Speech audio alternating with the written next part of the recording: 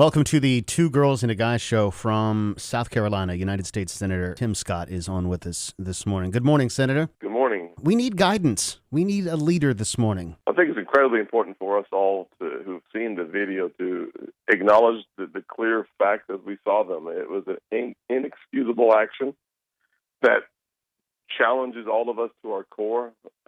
There's no doubt I had tears in my eyes as I watched it for the second time and just horrified when I saw it the first time. I will say this, that the South Carolina Law Enforcement Division, the SLED, responded very quickly with an arrest, which, according to the video that I saw, was appropriate. I think this is a time and an opportunity for our community to come together and not to let anyone pull us apart. I'm thankful to be born and raised in North Charleston. I am a kid that went to elementary, middle, and high school, college as well.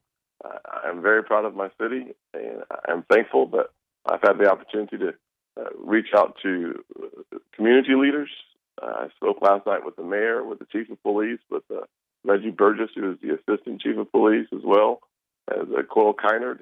And so I'm doing my very best to talk to folks on every part of the spectrum so as to find ways to create a path forward for all of us as one community. And this is going to be a very important test for our community, for our state.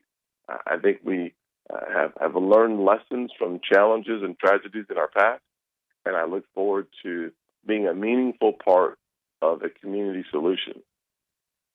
Tim, we've known you for a very long time. We have such admiration for you, and that's why I wanted you to talk today, because we know what we saw. We know what has happened, but from today on, if you had anything to tell the people in the Low Country, you are from here, born and bred. If you had one thing that you needed to get across today, what would that one thing be? For me, it starts with prayer and a conviction that we need divine intervention in situations that we simply can't understand.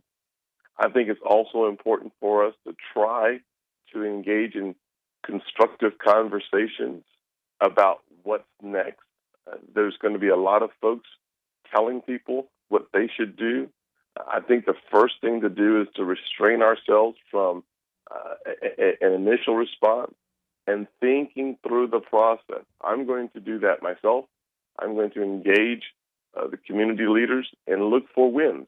I have spent the last 3 years almost in the Senate, 2.5 years, 3 years in the Senate, working very specifically on an agenda that I think makes our community better, from education to apprenticeship programs for more jobs.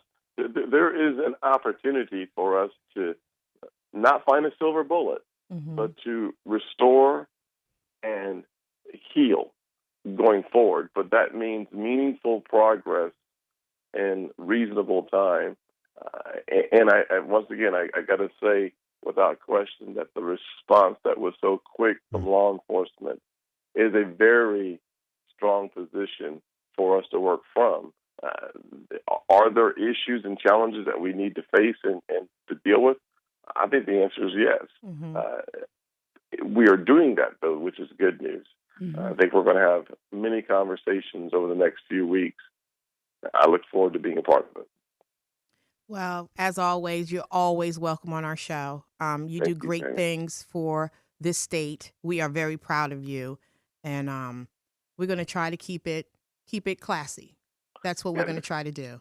We're going to live here. I'm going to live in the area for the rest of my life. This is my community, and I'm staying home. That's right. There's no better place. Thank you, U.S. Senator Tim Scott. Yes, ma'am. All right. Have a good one. Thank you. Have a good day. Bye-bye. Bye-bye.